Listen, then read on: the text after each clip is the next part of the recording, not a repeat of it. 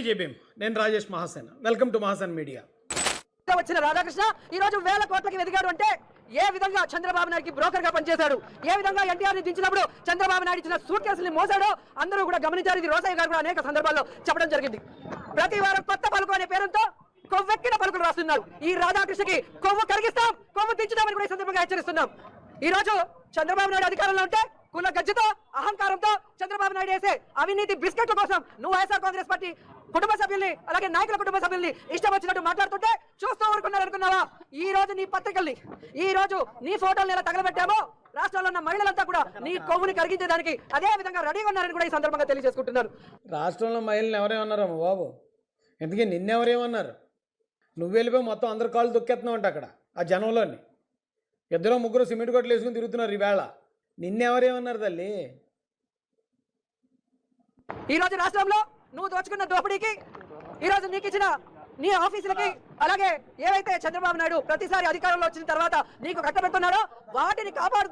అసలు ఈ టాపిక్లో చంద్రబాబు నాయుడు గారికి ఏంటంటే సంబంధం? ఇలా సంబంధం లేని విషయాలను కూడా చంద్రబాబు నాయుడు గారికి ఆపాదిస్తూ ఇవేళ్ళని అబాస్ పాలైపోతున్నారు కదా జనం. ఇప్పుడు సాధారణమైన ఒక సాధారణమైన రిక్షా దొక్కునే తమ్ముడికి కూడా అంటే ఈ టాపిక్లో అసలు చంద్రబాబు నాయుడు గారికి సంబంధం ఏంటి? ఏటీఎల్ ప్రతిదానికి చంద్రబాబు నాయుడు గారు అన్నారు. రేపు పొద్దున్న ఇంట్లో ఏమైనా జరిగినా కూడా చంద్రబాబు నాయుడు గారు అని ఎలా ఉన్నారు? వర్షం కురవపోయినా చంద్రబాబు నాయుడు గారు అని ఎలా ఉన్నారు? ఎండ కాసినా చంద్రబాబు నాయుడు గారు అని ఎలా ఉన్నారు? ఏట్రా బాబు పరిస్థితి అనుకుంటారు కదండి.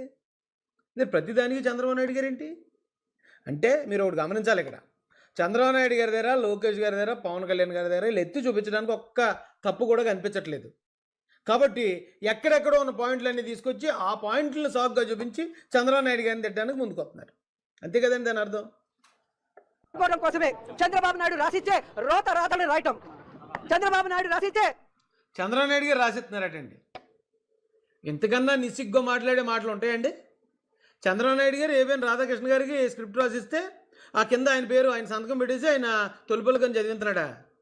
ఏమో మాట్లాడుతున్నామంటే కొంచెం ఇప్పుడు అబద్ధాలు చెప్పండి, తప్పలేదు. కనీసం అది ఏమన్నా నిజమంటామని అనుమానం వచ్చే అబద్ధాలు చెప్పండి అమ్మా. మీరు చెప్పిన వెంటనే మీ ముఖాల మీదే రాసి ఉంటుంది అబద్ధాలు చెప్పడానికి వచ్చింది అని. మీ నోటంటే ఏ మాట వచ్చినా చిన్న పిల్లడు 10th క్లాస్ పిల్లడు తెలిసిపోతుంది ఇది అబద్ధం అని. బేబే ఇదేమి రాజకీయం ఇది?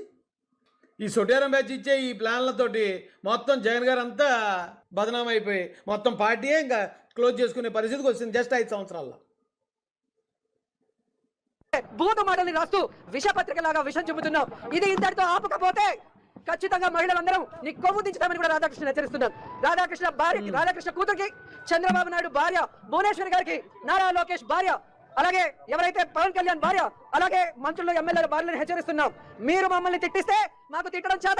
వాళ్ళు తిట్టుతున్నారటండి. ఎవరండి? రాధాకృష్ణ గారి భార్య గారట, వాళ్ళ అమ్మాయి గారట, అలాగే చంద్రబాబు నాయుడు గారి భార్య గారట, లోకేష్ గారి భార్య గారట, మంత్రుల భార్యలు అందరూ వచ్చాట ఒక కిట్టి పార్టీ పెట్టుకుని ఆ కిట్టి పార్టీలు అందరూ డిస్కస్ చేసుకుని వాళ్ళందరినీ వాళ్ళ ఆడవాళ్ళని మనం తిట్టించాలి అని చెప్పి వాళ్ళు స్క్రిప్ట్ రాసి ఆ స్క్రిప్ట్ మళ్ళీ చంద్రబాబు నాయుడు గారికి చూపిస్తే చంద్రబాబు నాయుడు గారు కూడా దానికి ఇంకా 2 మాటలు రాసి అది పట్టుకుని వెళ్ళి ఏంటమ్మా ఏంటి దరిద్రం ఏంటి? అక్కడ ఏమన్నాడు, అతను ఏమన్నాడో దాన్ని మీరు ఎలాగ ఆపాదించుకుని మీ పార్టీలో ఉన్న ఆడవాళ్ళని మీరు ఎలా కించపరుచుకుంటున్నారో చూసేవాళ్ళకి రోతగా ఉంటుంది. ఇది ప్రతిదానికి రాజకీయం చేసేసి అక్కడ ఉన్న వాళ్ళందరినీ తిట్టడానికి ఒక సాకు తెచ్చుకుని దీని కారణంగా చూపించి వాళ్ళని తిట్టేయాలంటే రోతగా కనిపిస్తుంది, నీచంగా కనిపిస్తున్నారు మీరు. చిచ్చి ఇదేం మనుషులరా, ఏళ్ళేం నాయకులరా అనిపిస్తున్నారు జనాలకి. చిచ్చి మారండమ్మా బాబు. అనుకుంటున్నారా? మాకు సంస్కారం అడ్డొస్తుంది కాబట్టి, చదువుకున్న వాళ్ళం, విలువలు తెలిసిన వాళ్ళం కాబట్టి ఈ రోజు మేము ఇంతవరకు మీకు హెచ్చరిస్తూ వదిలేసాం. కానీ ఇక మేము మొదలు పెడితే మీరంతా బయటకు కూడా అడుగు పెట్టలేక సిగ్గుతో చచ్చిపోతారని కూడా ఈ సందర్భంగా తెలియజేసుకుంటున్నా. ఇంకొకసారి మరి అక్కడ మొదలు పెట్టలేకపోయి ఏపీలో ఎందుకు మరి హైదరాబాద్ వెళ్ళి మొదలుపెట్టు? ఎవరు బయటకు రాకుండా ఇంటికే పరిమితం అవుతారు చూద్దాం కదా.